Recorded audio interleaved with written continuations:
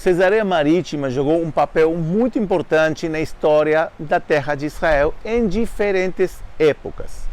Uma cidade construída de zero praticamente pelo rei Herodes o Grande, sendo que aqui, antes que Herodes chegue a construir toda essa magnífica cidade, tinha apenas uma aldeia fenícia insignificante, e Herodes vai construir uma cidade romana totalmente, absolutamente. Ele realmente queria uma cidade romana, está um pouco cansado desse judaísmo religioso de Jerusalém, que muitas obras em Jerusalém, então queria realmente agora agradar o povo politeísta, por assim dizer, os romanos, gregos e outros. Então ele vai construir uma cidade que tem, por exemplo, um hipódromo, que tem teatro, que tem anfiteatro, que tem banhos romanos, tem templos romanos para adorar diferentes deuses. Realmente, cultura romana. Mas a máxima expressão dessa obra arquitetônica fantástica de Herodes vai ser, sem dúvidas, o Porto de Herodes, aqui em Cesareia Marítima, onde ele vai construir o porto sobre o mar Mediterrâneo e vai converter essa cidade em um polo comercial internacional muito rico. Todo o comércio da região se realizava do porto de Cesareia Marítima.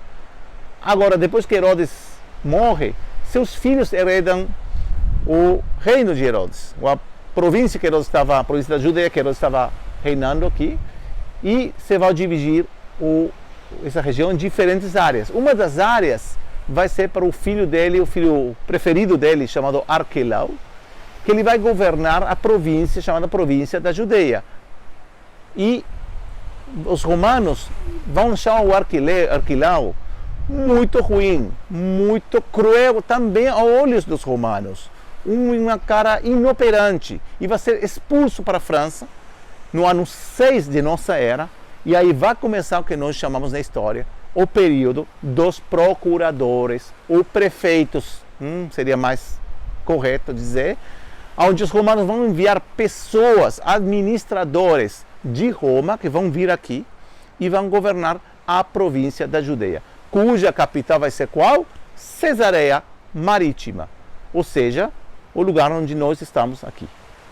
O prefeito ou procurador mais conhecido, imagino por todos vocês, vai se chamar Pôncio Pilatos, ou seja, Pôncio Pilatos residia nesse lugar de maneira fixa.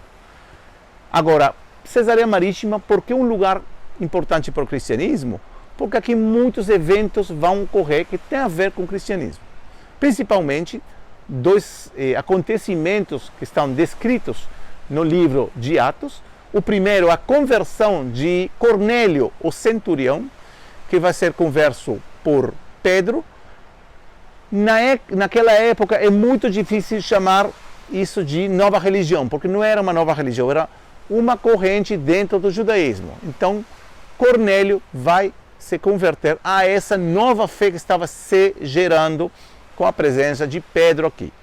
Também Paulo vai estar presente aqui em Cesareia, porque ele vai ficar 2 anos preso aqui, esperando ser processado em Roma.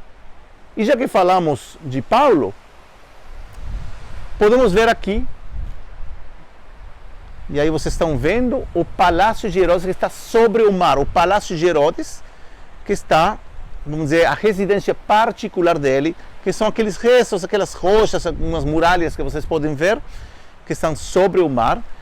E também temos o que chamamos um pátio peristiral, que são aquelas colunas que vocês estão vendo aqui, onde estava também parte do Palácio de Herodes, mas a parte mais administrativa, ou que se chamava, naquela época, o pretório do palácio.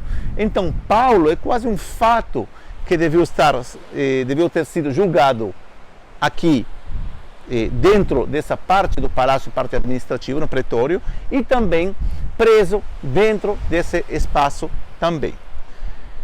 Se continuamos também com o cristianismo, Cesareia Marítima, com o tempo, vai ser a sede dos primeiros padres da igreja, como, por exemplo, Orígenes, Eusébio de Cesareia.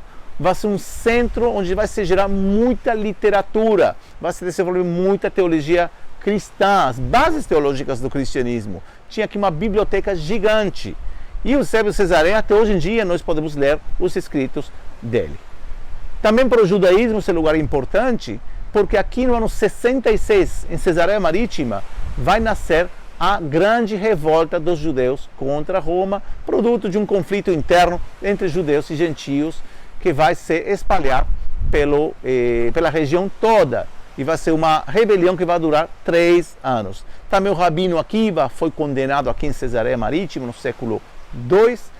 E se continuarmos também com história, nos séculos posteriores, e eu aproveito também que temos essa vista maravilhosa do hipódromo que Herodes vai construir, que logo vai se converter em um espaço de luta de gladiadores, antes da época bizantina, e já na época bizantina vai ser cortado, diminuído esse hipódromo e vai se converter em uma espécie de estádio ou também posteriormente de teatro.